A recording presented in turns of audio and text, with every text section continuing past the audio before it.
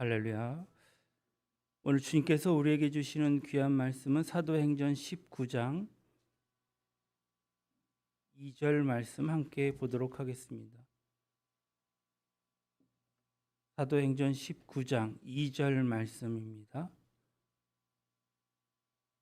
우리 함께 읽도록 하겠습니다. 시작. 이르되 너희가 믿을 때에 성령을 받았느냐? 이르되 아니라 우리는 성령이 계심도 듣지 못하였노라. 아멘. 옆 사람과 인사하겠습니다. 행복하세요. 축복합니다. 할렐루야. 우리 주복희 성도님 주님의 이름으로 환영합니다. 우리 조승민 시험 잘 보고 오세요. 예수님 이름으로 축복합니다. 아멘. 할렐루야. 제가 평상시에 우리 장로님을 존경하지만 장로님을 너무 닮고 싶어서 닮을 데가 없어서 저도 이게 손을 다쳤어요. 저는 이제 도마질 하다가 고기가 너무 먹고 싶어서 조금 잘라버렸습니다. 뭐 병원 갈 정도로 심각한 건 아니어서. 오늘은 오후 예배가 없는 날입니다. 매달 마지막 주는 오후 예배가 없습니다. 그래서 언뜻 그런 생각이 들 거예요. 점심을 어떡하지? 걱정하지 마십시오. 오늘 장로님께서 점심을 대접하십니다. 우리 맛있는 음식 같이 먹고 축복했으면 좋겠습니다. 할렐루야. 안 즐거우세요? 밥을 사준다는 얘기예요. 여러분들이 돈을 내는 게 아니라. 성령의 사람 이 사도 바울은 3차 전도 여행길에서 이 고린도와 터키를 거쳐서 이 터키 남부쯤에 있는 에베소를 다시 찾았습니다. 두 번째 정식으로 방문하게 되었는데요. 여기서 한 2년 6개월 이상을 체류합니다. 바울은 에베소에 어떤 제자들을 만났습니다. 한 12명 정도가량 됐는데요. 그 당시에 제자다라는 의미는 예수 믿는 사람들을 지칭할 때 제자라 이렇게 통용되는 말이기도 했습니다. 바울은 그들에게 전에 없던 질문을 던지고 있는 것입니다. 뭐라고요? 너희가 믿을 때에 성령을 받았느냐? 너희가 믿을 때에 성령을 받았느냐? 에베소 제자들의 대답할 우리는 성령이 있다는 것도 몰랐고 성령이라는 이름도 듣지 못하였다라고 대답하는 것입니다. 한마디로 그들은 성령에 대해서 백지 상태였습니다. 이 말을 들은 바울은 정말 어이가 없다는 듯이 그럼 너희가 무슨 세례를 받았느냐? 이렇게 다시 되물었습니다. 그랬더니 그들이 요한의 세례를 받았다 이렇게 말하는 것입니다. 제자들과 짧은 이 문답식의 대화를 한 후에 바울은 요한이 준 세례의 의미에 대해서 설명해 주었겠죠. 그리고 요한은 자신의 뒤에 오시는 이가 바로 그리스도이시며 그 이름이 예수신데 우리는 그분을 믿어야 한다라고 가르쳤습니다. 그래서 이 말을 들은 이 사람들이 성부, 성자, 성령의 이름으로 다시 세례를 받았다. 그래서 성경에는 주 예수 이름으로 세례를 받았다라고 기록되어 있지만 통상적으로 삼위일체이신 하나님의 이름으로 세례를 받게 되죠. 그런데 바울이 제자들에게 세례를 주면서 안수를 했다고 했어요. 안수를 하는데 어떤 일이 일어났습니까? 오순절 예루살렘에 나타났던 정말 불의 혀 같은 아주 막 엄청난 그러한 성령의 역사는 없었지만 그들의 입에서 방언과 예언이라는 성령의 표적이 나타났다 했습니다. 자, 이 말씀에 대한 해석은 아주 대조적입니다. 먼저는 장로교에서 어떻게 얘기하냐면 성경의 해석의 그 표준이자 정석인 이 칼빈, 그러니까 칼빈의 해석을 보면은 그런 소위 이 제자라고 하는 사람들은 이미 요한의 세례를 받았기 때문에 사실 세례를 또 받을 필요는 없었다라고 그렇게 해석을 해요. 그 이유는 이미 예수님을 믿었기 때문에 단지 성령을 너무 몰랐기에 바울은 그들이 성령의 사람이 되게 해달라고 기도해 준 것뿐이다. 그래서 바울이 그리스도의 이름으로 다시 세례를 주었다고 하지만 실제로는 세례를 받은 것이 아니라고 본다라고 이렇게 주장을 합니다. 여러분들은 어떻게 생각하십니까? 이 칼빈의 해석은 좀 대단히 어색합니다. 왜냐하면 성경에 분명히 세례를 받았다고 기록되어 있는데 그것이 세례가 아니라고 하니까 너무나도 인위적인 주장이라고밖에 볼 수 없는 것이죠.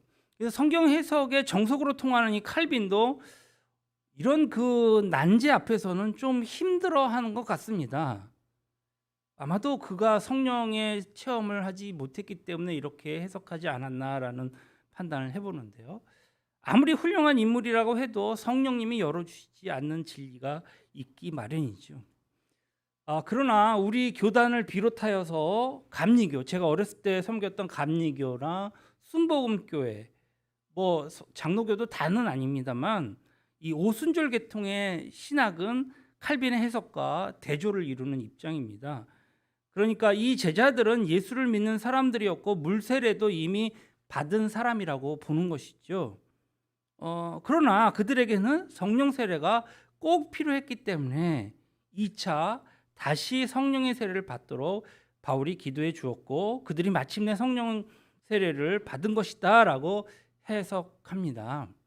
저는 이것이 맞다고 보는데요. 그러니까 모든 그리스도인들은 비록 성부, 성자, 성령의 이름으로 세례를 받았다 할지라도 성령 세례를 받아야 하고 성령 세례를 통해서 뭐 방언이나 예언 같은 그런 은사도 뭐 받을 수 있다, 체험할 수 있다. 물론 이 오순절 계통의 신학은 이렇게 주장합니다. 만약 그런 체험이 없다면 어떻게 보면 믿음의 이 철로 역정이 대단히 의문투성이의 그 번뇌만 무성하고 힘겹고 지칠 수밖에 없다. 체험이 없다고 신앙생활이 그렇다고 불가능하냐? 그것은 또 아닙니다. 저희 어렸을 때만 해도 이 중고등학교 다닐 때는요 성령 체험을 그렇게 강조를 했었어요. 그래서 매년 뭐 여름 수련회나 겨울 사경회 그리고 신년이 되면은요 한결같이 다 기도원에 올라갑니다. 그래서 오살리 기도원이나 아니면 한월산 기도원에 가서 정말 버스를 대절하고 막 그 애들을 막 탁 실어갖고 그 기도원에 올라갑니다. 금식하고 올라가죠. 그래서 정말 성령 체험을 무척이나 하려고 노력했던 것으로 기억합니다. 또 그렇게 기도하다가 어떻습니까? 정말 그 성령 체험을 하는 변화를 이렇게 체험하게 된 이들이 대부분 내려와서 헌신자가 되어서 정말 봉사도 하고 전도도 하고 또 어떤 사역자가 되어서 선교나 아니면 신학교도 가고 했습니다. 그런데 여기서 문제는 몇 명의 그 성도들입니다. 그들은 역시 방언도 예언도 신비한 체험도 못하고 그냥 끝나버리고 돌아오는 경우가 많이 있었거든요. 정말 한결같이 그들은 시험 들어서 힘들어 하는 것을 제가 봤어요. 그러니까 무슨 얘기냐면 유치원생도 받는 방언도 나는 받지 못하니까 나는 정말 믿음이 없나 보다. 나는 정말 가짜인가? 그런데 이들을 이렇게 보면은 굉장히 내성적이긴 하지만 이성적이고 차분하고 논리정연하고 성실한 분들이죠. 신앙생활은 잘하는데 체험이 없다는 이유로 눈총을 받거나 심지어는 받지도 않은 성령 체험을 받은 척 연기해야 되는 그러한 상황까지도 벌어지기도 했습니다. 그러나 누구 하나도 여기에 대해서 언급한 사람은 없었고 뭐 이번에는 못 받았으니까 다음 기회에는 꼭 받기를 바래, 무조건 받아야 돼라고 강요를 받죠. 그래서 그런지 성령 체험에 대한 견해는 이들에게 굉장히 부정적이거나 어떻게 보면 좀 값어치 떨어지는 좀 하급한 그런 아주 저질의 행위로 간주되어 버리기가 쉽습니다. 그러니까 방언받는 것, 예언하는 것은 이성적이지도 못하고 군중 심리에 휩쓸려서 무의식 속에서 그냥 뭡니까 뱉어내는 자신도 알 수 없는 주문 같은 것이다라고 그냥 그렇게 규정해 버리고 마는 것이죠. 하지만 성령 체험은 많은 신앙적인 그 의구심을 풀어주면서 정말로 내 신앙이 참된 신앙이다라고 하는 확신과 기대 속에서 신앙생활에 또 내 생활에 활력을 주고 새로운 신앙생활의 변화를 가져오는 것도 사실입니다. 더욱더 주님의 인도하심 따라 살려고 노력하게 되는 것도 성령 충만하면서 볼 수 있다라고 말씀드리고 싶습니다. 그러니까 성령 체험은 이런 것들을 가능케 합니다. 예를 들면 아침에 주님께 기도하면 주님께서 그의 계획하심과 인도하심을 그 섭리를 느끼게 하고 정말 이해가 안 갔던 말씀, 어떤 세상의 사건과 사고를 보면서 그 무수히 많은 문제, 이 난제들에 대한 주님의 뜻을 발견하는 것, 또 내가 사람을 대할 때 정말 주님께서는 무엇을 원하시고 어떤 자세로 대해야 하며 어떻게 사랑해야 하는 것도 가르쳐 주시죠. 또 내가 앞으로 살아갈 때에 어떤 자세로 어떻게 살아가야 하는가를 생각하게 하시는, 그렇게 나로 하여금 도우시는 성령님께 이러한 귀한 것들을 얻을 수 있다라는 말이죠. 이처럼 저 개인적으로는 체험이 좋고 반드시 해야 한다고 말씀드리고 싶습니다. 하지만 오늘 본문은 성령 체험을 어떻게 성경은 설명하고 있는지 우리가 자세히 볼 필요가 있습니다. 본문을 조금 더 정확하게 이해하기 위해서는 액면 그대로 검토하되 기록된 부분의 배후에 숨어있는 어떤 대화의 흐름이라든지 아니면 감정의 변화라든지 또 당시의 상황을 염두에 두는 것이 우리는 꼭 필요합니다. 여기서 중요한 것은 바울이 그들에게 왜 이렇게 이상한 질문을 던졌느냐 하는 것이죠.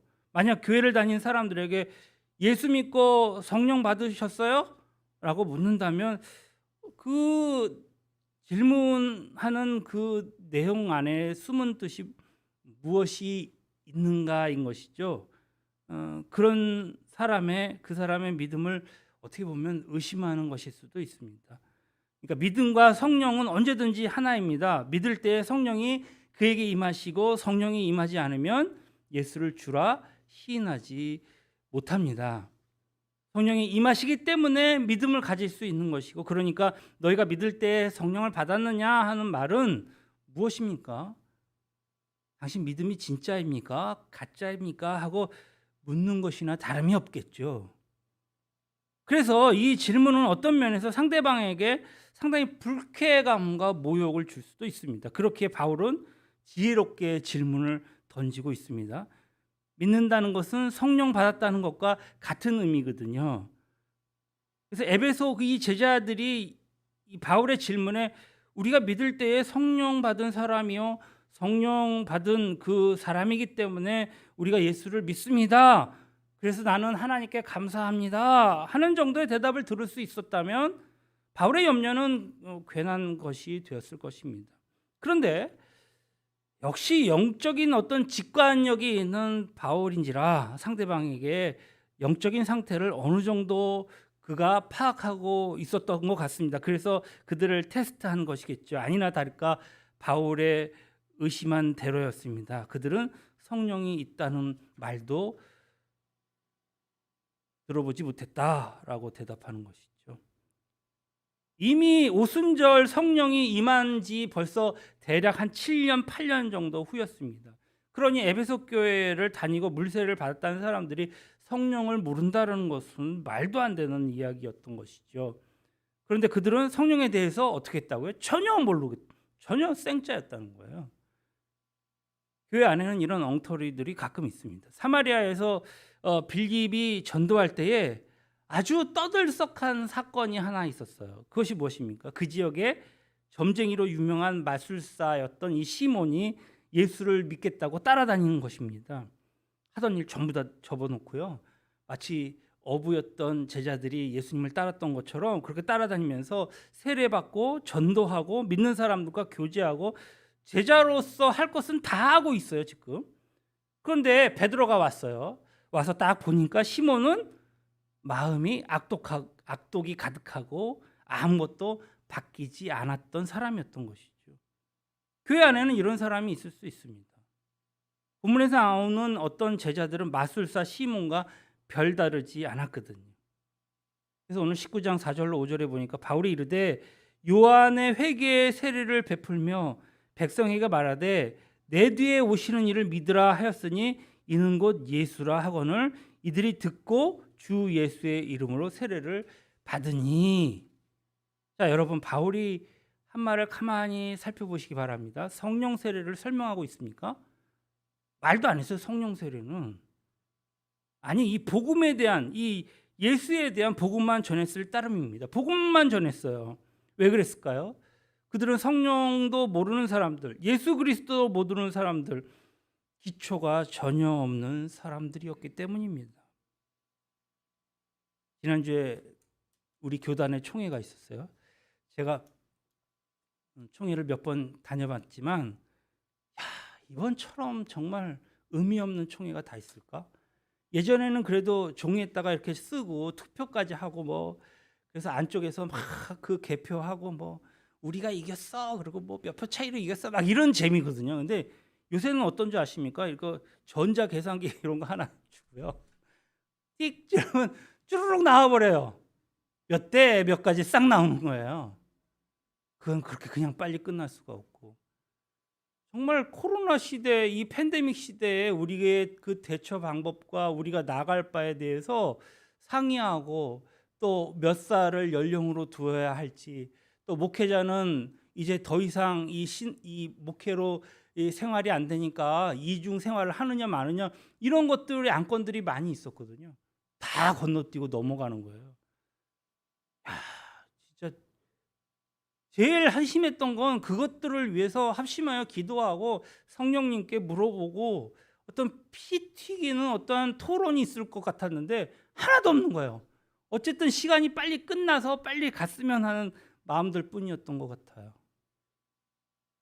성령님을 의지해야 하는데 이 목회자들이 성령님을 의지하지 못하는 마음들을 보면서 또 그렇게 말하지 못하는, 내가 대의원으로서 충분히 얘기할 수 있음에도 마이크를 들고 있습니다 하고 얘기해야 되는데 그럴 만한 파워도 그럴 만한 여건도 갖추지 못했다는 것에 대해서 아주 좌절했던 기억입니다.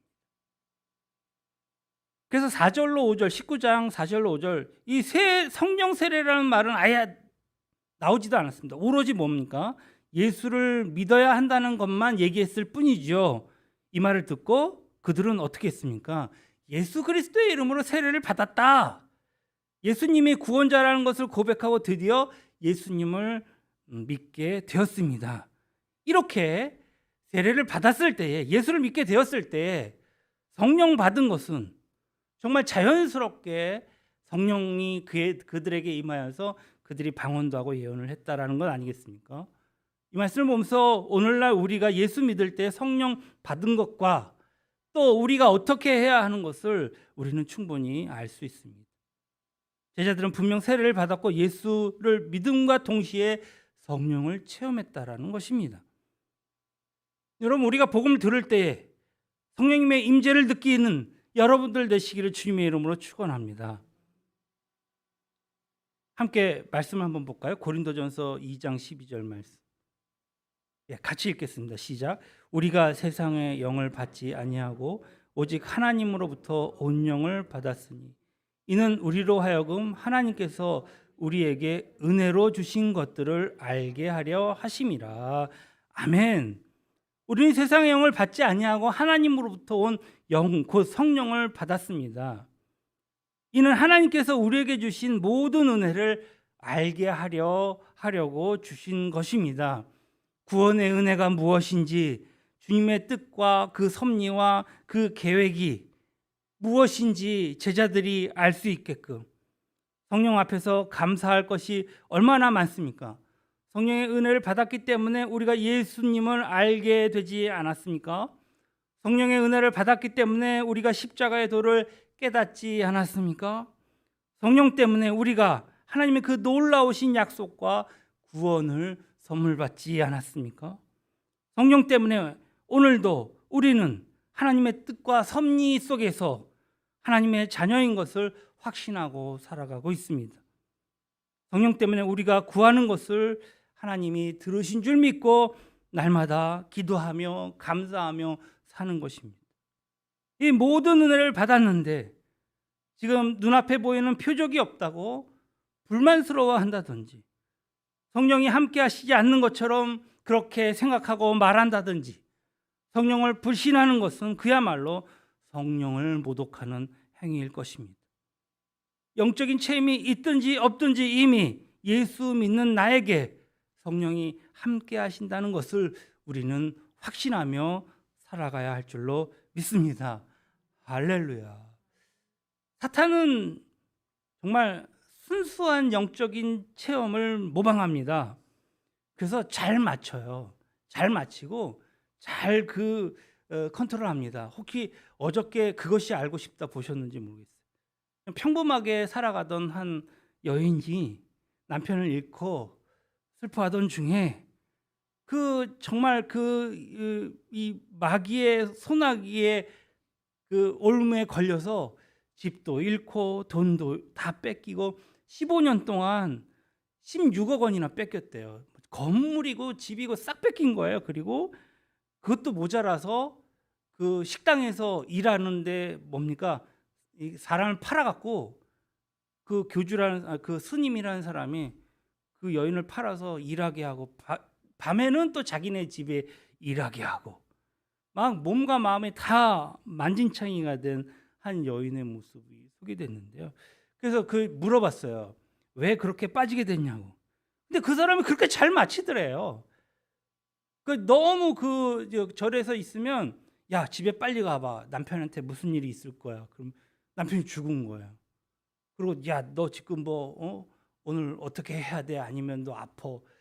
그럼 어떻게 안 하면 막 아프고 막 그랬다는 거예요. 그래서 그렇게 빠지게 됐다는 거예요. 성령이 정말 무시무시한 일이죠. 어떻게 보면 성령이 주신 것이 아님에도 얼마든지 기이한 현상이 나타난다는 사실에 대해서 우리는 기억해야 할 것 같습니다. 그러니까 한마디로 그 여인은 그 여자 스님한테 그 여자 스님이 무서웠다는 거예요. 왜냐하면 너무 잘 마치고 또 그런 거죠. 너네 아들이 지금 위험하니까 제사 드려. 지금 얼마짜리 1,000만 원짜리 제사 드려. 구태. 그러면 정말 자기 아들이 자기 남편처럼 죽을까 봐 겁이 나갖고 막 몇 천만 원씩 그냥 아무런 의미도 없이 그냥 막 보냈더란 말이죠. 그러니까 우리가 기억해야 될 것이 무엇입니까? 만약에 성령의 역사가 외적인 표적을 우리에게 주셨다면 그 결과가 어떤 것이냐가 굉장히 중요합니다. 무엇입니까? 성경적이어야 한다는 것이죠. 분명 성령 충만한 외적인 표적은 바로 우리의 입에서 하나님을 찬양하는 찬송이 나오는 것입니다. 성령 충만함 받은 사람의 공통점이 이것이기 때문입니다. 에베소서 5장 18절에 보면은요, 성령 충만한 사람들은 모두가 한결같이 하나님을 찬양하고 있습니다. 사도행전 2장을 보아도 성령 충만한 사람들은 하나님의 크신 일을 찬양했다 했습니다. 찬양이 넘칩니다. 예수 그리스도를 자랑하고 드러납니다. 왜냐하면 성령은 진리의 영이기 때문이죠. 그러니까 성령이 주신 표적이라면 다른 거 없어요. 주님을 찬양하고 주님을 높이는 거죠. 성령 충만하다고 막 자기를 선전하는 사람 있잖아요. 거짓말이에요. 거짓말장이죠. 진짜 성령의 은혜를 받은 사람은 자기를 오히려 숨기려고 합니다. 자기의 한 체험도 가급적이면 안 내보내려고 그래요. 오직 하나님만 영광 받으시도록 예수 그리스도만 높이죠. 무엇보다도 참다운 성령의 은혜를 받은 사람은 겸손하고 온유하죠. 하나님이 주시는 성령 충만을 받으면 서로 순종하게 되어 있거든요. 서로 순종하여서 교회에 덕을 세우죠. 성령이 주시는 은혜로 방언하고 기뻐하는 사람들에게 이런 특징이 있는 것입니다. 만약 그렇지 않다면 우리는 반드시 경계해야 할 것입니다. 경계해야 할 몇 가지 경우를 우리가 살펴보면, 먼저 성령 체험했다고 해서 자신만이 완전한 경지에 도달한 것처럼 행세하고 다니는 사람들이 있어요. 이것이 나에게만 주는 독점인 양 얘기예요. 주님이 어젯밤에 나에게 이렇게 말씀하셨어. 그러니까 내 말만 들으면 돼. 내가 이렇게 풀어내면은 이것이 정답이야. 자신만 천국을 누리고 천국의 기쁨을 맛보는 것처럼 행세하거든요. 이런 사람을 보면 우리는 의심합시다. 의심해야 돼요. 하나님은 교만한 자를 가장 미워하십니다. 여러분들이 보시기에 교만하다? 이거 가짜인데? 이렇게 생각하시면 맞을 거예요. 거룩한 성령이 충만하게 임한 사람에겐 교만이 번뜩거리는 것은 상상도 못할 이야기입니다. 일단은 의심해 봐야 합니다. 사도 요한은 요한일서 4장 1절에 이렇게 얘기했죠. 영을 다 믿지 말고 오직 영들이 하나님께 속하였나 분별하라. 많은 거짓 선지자가 세상에 나왔음이라. 세상에 많이 나와 있대요. 다른 사람들을 내려다보면서 지배하려고 드는 사람이 있다면 그 사람이 무슨 대단한 체험을 했든지 간에 일단 의심의 대상입니다. 아까 그것이 알고 싶다의 그 스님 이름이 송화 스님이에요. 근데 희한한 스님이에요. 결혼도 하고 머리도 길렀어요. 자기는 뭐 뜻이 있어서 그렇대요. 뭐 그렇게 시켰대요. 뭐 신령한 신이. 근데 완전히 사람을 지배해요. 심지어 말을 안 듣는다고 그렇게 돈을 16억이나 다 뺏었거든요. 그래도 말 안 듣는다고 막 후드로 패고 폭행을 가했더라고요. 여자가 한쪽을 힘을 못 쓰는 거예요. 얼마나 맞았는지. 배짱 말라가. 아까도 얘기했지만 오늘 좋은 일이 있으려면 몇 천 내. 자녀를 안전을 보호하려면 몇 천 내. 완전히 지배당하는 거죠. 기독교의 예를 들어보면 자신이 기도하면서 신비한 체험을 하고 능력을 받았으니까 무슨 일이 있으면 자기에게 와서 물어보라고 이렇게 얘기해요. 또 사람들을 찾아다니면서 야 내가 안수기도 해줄게. 그렇게 얘기하는 사람도 있어요. 일상에서 사람들 간에 생기는 어떤 사사로운 문제들 충분히 일어날 수 있는 문제거든요. 그런데 이게 무슨 하나님의 뜻이 있는 것 마냥 이래라 저래라 명령한다든지 하는 자들 우리가 배웠듯이 참다운 성령의 역사는 순종과 섬김이 있죠. 충만하신 예수님도 종으로서 겸손하게 섬기는 모습을 우리에게 보이셨지 않습니까? 이래라 저래라 명령하고 지배하는 것 그것은 사단의 역사입니다. 그 원칙에서 어그러지는 것은 성령의 역사라 할 수 없는 것이죠. 그리고 또 있습니다. 세 번째입니다. 다른 사람에게 자기의 체험과 같은 일을 하도록 강요하는 것도 조심해야 합니다. 여러분 성경을 한번 자세히 보세요. 성경은요 모든 사람이 성령의 은사를 동일하게 임했다고 하지 않습니다. 여러 가지 은사 중에 성령이 기뻐하시는 대로 각 사람에게 주셨다 했거든요. 무슨 얘기입니까? 내가 받았으니까 너도 받아. 이건 비성경적이라는 얘기예요. 그러니까 자기의 체험 다른 사람에게 강요하는 것은 성령의 주권을 침해하는 행위인 것이죠. 은사를 주고 안 주고는 성령의 뜻에 달린 것인데 사람의 의지가 어떻게 거기에 들어가겠습니까? 이런 사람들은요 상대를 실족시키는 우를 반드시 범합니다. 믿음이 약한 사람들은요 은사 받기 위해서 애를 쓰다가 원하는 대로 받지 못하면 실족하게 되어 있거든요. 저 어렸을 때 그런 거 많이 본 것 같아요. 또 하나 선을 그어야 할 것이 있습니다. 신앙과 생활이 일치하지 않는 사람을 주의해야 합니다. 믿음이요 다 좋아 보여도요 성령의 은사를 받았다고 굉장히 떠들어대는데 그의 가정생활이나 직장생활, 대인관계를 보면 참 기가 막힌 사람들 많이 있지 않습니까? 성령에 있어서는 가정을 등한히 하는 사람을 성령의 사람이라고 말합니까? 전혀 아닙니다. 자기 생활에 충실하지 않는 사람들 성령의 사람이라고 말할 수 없거든요. 주님의 말씀에 철저하게 복종하는 사람이 없는 사람, 말로만 떠들고 다니는 사람 성령의 사람이라고 말하지 않습니다. 마지막으로 은혜를 받았다고 하면서 다른 형제에게 봉사를 했는데 결과가 나쁜 경우도 많이 있습니다. 예를 들면 병자를 위해서 기도해 줬거든요. 근데 저 어렸을 때 그런 봤어요. 간질 환자를 놓고 귀신아 물러가라고 막 흔들어댔는데요. 죽었어요. 그 사람이요. 환자가요. 이게 어떻게 성령의 역사입니까? 이게 어떻게 이게 귀신의 역사라고 볼 수 있어요?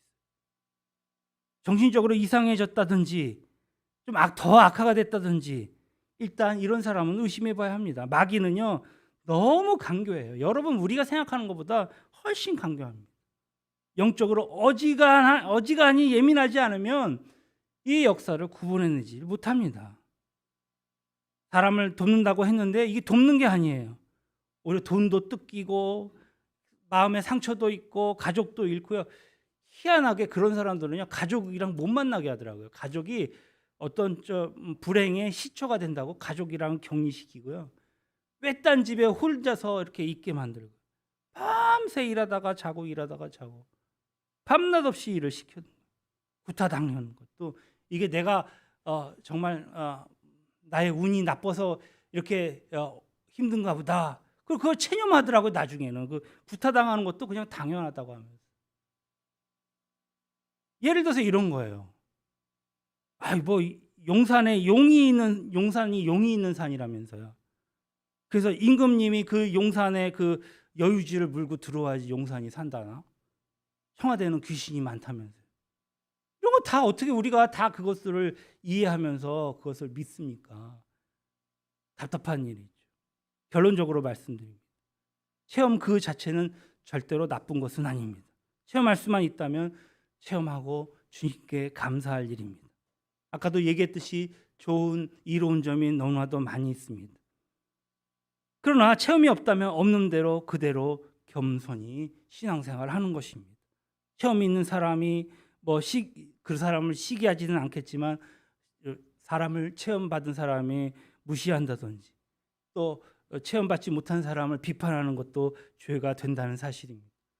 성령 받은 사람은 체험이 있어도 성령의 사람이요 체험이 없어도 성령의 사람인 것입니다. 왜냐하면 예수 그리스도를 믿기 때문입니다. 시기할 것도 없고 비판할 것도 없습니다. 참고로 성령 체험은 주로 기질과 관련이 있다는 것을 알아두었으면 좋겠습니다.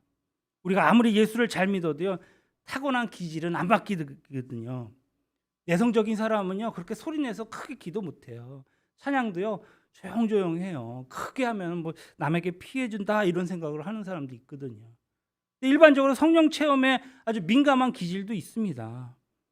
그런 기질 뭡니까 다혈질 같은 기질에게 성령 충만한 은혜가 있고 그들에게 방언의 은사도 주고 예언의 은사도 주고 그러지 않습니까? 그러나 성령은 냉정한 사람을 붙들고 일하기도 하시고요. 다혈질을 붙들고 일하기도 하신다는 사실입니다. 성령의 역사는 굉장히 폭넓고 하나님의 역사는 아주 다양합니다. 성령 체험이 없다고 그가 구원을 못 받은 것도 아니요. 창피한 것도 아니라는 사실입니다. 잊지 마십시다. 오늘도 우리에게 말씀하시는 이 성령님의 음성에 민감했으면 좋겠습니다. 합력하여 선을 이루시는 하나님의 은혜가 우리 안에 충만하기를 원합니다. 다음 주에는 성령 강림절이에요. 그래서 우리가 준비하자고 이렇게 미리 성령에 대해서 말씀드렸습니다. 한 주간도 성령님과 동행하심으로 우리의 모든 행하는 일들이 승리의 일들이 되시는 한 주간 되시기를 주님의 이름으로 축원합니다. 아멘. 기도하겠습니다. 좋으신 하나님 감사합니다. 우리에게 새 힘을 주시고 또 새로운 활력을 주시는 성령님 충만케 하옵소서. 예수 그리스도를 믿음으로 말미암아 우리가 구원받았듯이 성령도 우리에게 충만하게 임하여 진 줄로 믿습니다. 우리가 특별한 것을 너무 좋아하고 또 그곳에 치우쳐서 잘못된 신앙생활을 하지 않도록 우리에게 지혜를 주시고 마귀의 역사를 물리칠 수 있는 은혜를 허락하여 주시옵소서. 거룩하신 우리 구주 예수님의 이름으로 감사하며 기도드렸습니다. 아멘. 우리 찬송가